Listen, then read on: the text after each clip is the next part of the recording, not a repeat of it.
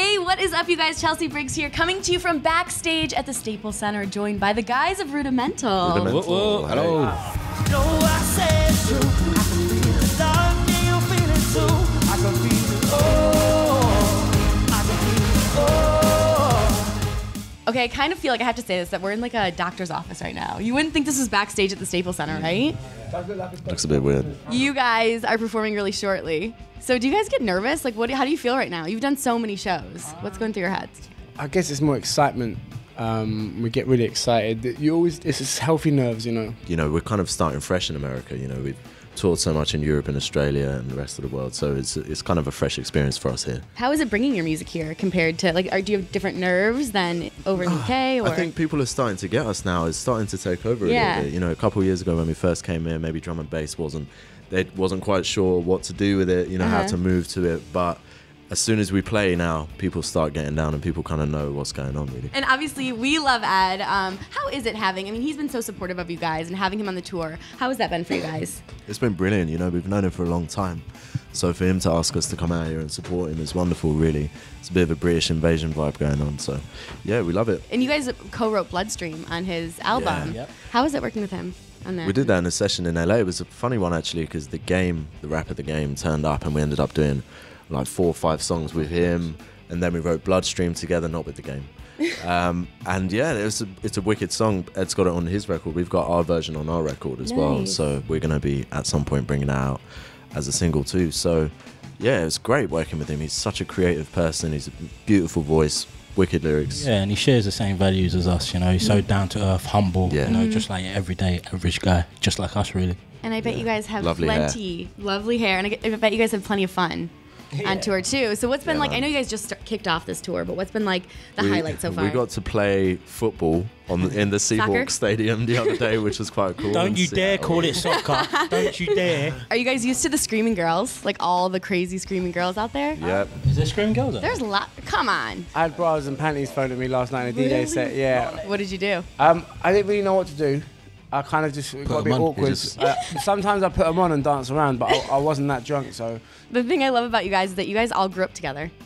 So I want to know, like, what was your first memory together, or maybe like your first meeting? We went to school with each other, Pairs and myself, since we were about 4 or 5 years old.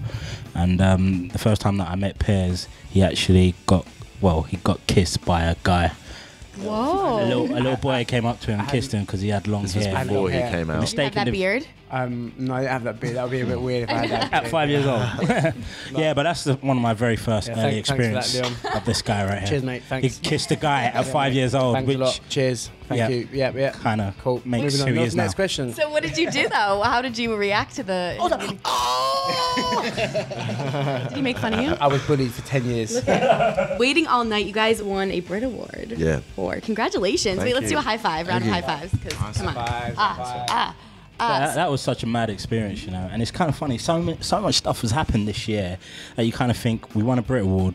Was that last year? No, it was this year. You know, and we've crammed so much into this year already. We've had our headline show not only in the UK but in the US and Australia as well. So, and now we're over here. So there's a lot going on. Yeah, it's would been you mad. say that was like the most surreal moment for you guys, or has there been other ones? There's been other ones. I mean, we got nominated for a Mercury this year. We got Mobos. There's so many things that happened, to be honest. Yeah. Some of the gigs that we're playing at are just like ridiculous amounts of people, and it's just like, how do we do this in the space of a few years? It's awesome. Stuff like turning up at Coachella and having a sort of 12,000 tent packed out, come to see us. We weren't expecting. Even things like that are amazing. And then when you take it away from the live show, you go back into the studio, and then you kind of spend time with Nas, with George Clinton, and you know, these crazy massive artists, and so it's been surreal. I call it rocking chair memories. You know, yeah. When you're older, you know, and you're on your rocking chair. And you got a porch. You just got to get a flight to the next place the day after. So it's like it doesn't really.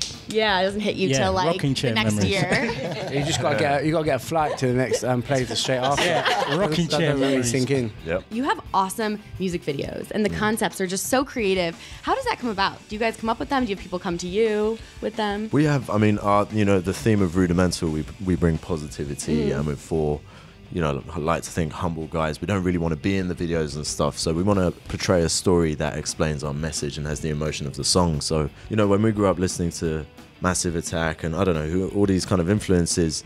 There was a magic to it because you didn't really get exposed to their face all the time. There was a little mystery to it, and that's what we want to bring back. That's really cool. And you guys are working on your next album as you're on the road, which I think is crazy. Yeah. Tell me about it. How's it going? So we've got a studio bus that we've been traveling in. Crazy. So in between shows, we've been getting in the studio, working on some new ideas, finishing off some ideas that are already there. But the album's coming along really nicely. It's sounding amazing. Yeah. Probably some of the best music we've made. They need to visualize so this far. studio bus though. There's like a drum kit in there. There's like keyboards in there. There's guitars. There's a lot of room in there.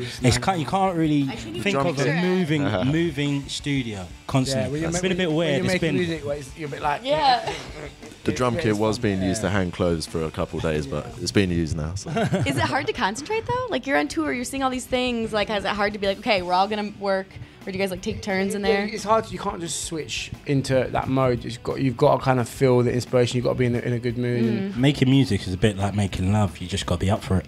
There you go. Rocking chair memories. Rocking chair memories. Rocking chair memories. So obviously, Home was your first album, and then now this one. What direction is it moving? Would you say, like, if you had to kind of describe what this new album's? I mean, we still love working with fresh talent. There's going to be a couple of new singers on there. You know, the same way we brought out John Newman, Ella Eyre, and these people. On this new record, we've got some new singers that we're really excited about. But it's we've moved on. We're a lot better as musicians. We've still got exactly the same influences, but we've been all around the world now. So the theme of this album is a little bit more. At the moment, what we call it? What's the working title? Well, we shouldn't really disclose that. Hey, maybe we shouldn't disclose that. Listen, But we've been traveling a lot and secrets taking a make lot. friends. How about any like names that we know that are going to be on it? Can you? We've been working with Nas. We've worked with George Clinton, from Parliament Funkadelic. Donald Fagan from Steely Dan. I mean, these are these people that Ed we wanted to Sheeran. work with. You know, we can do the. We're not going to mention names, but all the big pop stars of the day. We've been offered to work with all of them, but you know, we don't really want to do that. We'd rather do something interesting for us. Yeah, work with the fun. people that have influenced us over the years. You know, like some of the people. If it's not broke, spoken don't fix it. Like Emineke's from the first album, he's a good friend and a collaborator. Collaborator. He's a carburetor. We've got Ella Eyre. We don't want to change it too much, but we want to just add some new members to the Rudimental family. New carburetors into the Rudimental vehicle. Well, you guys, we can't wait. And it's going to be the end of this year or the beginning of next year? Beginning of next year, February. Okay, cool. I'm excited. Can't wait. Thank you. And then we're excited that you're excited. I'm so excited. I'm excited. I'm a bit too excited. Are you excited? How excited are you? It's not really sinking in. We should get a flight to the next. It's like rocking chair memories. Thank you guys. Thank you. Awesome. You're so much fun. Nice one. Thanks, guys.